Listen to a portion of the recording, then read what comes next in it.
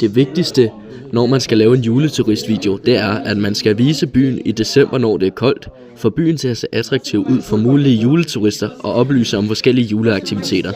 Fortæl om den daglige juledagligdag og om, hvor fedt det er at være det givne sted, når det er jul. I Rusland fejrer man faktisk ikke jul, som i Danmark. Det vil svare til juleaften bliver afholdt den 7. januar. I Rusland er juleaften heller ikke en stor ting. Der er store julefester nytår, det er meget vestlig forskel. Julemanden er blå, i Rusland fejrer de sådan de fine juleretter og sådan noget, der er sild og borsch og sådan kål. Mirny er en smuk by midt i Sakha-republikken i Rusland.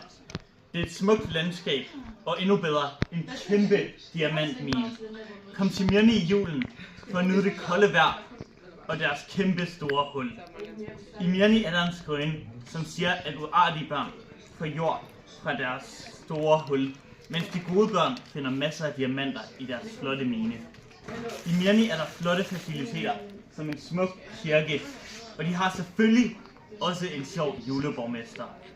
Damerne er flotte, og julestemningen Mirny er høj.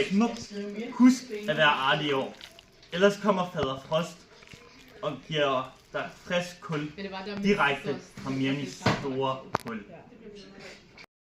Nogle vigtige sætninger og ord, hvis du skal på juleferie til Mirny. Hvordan går det? Как дела? Godt nytår.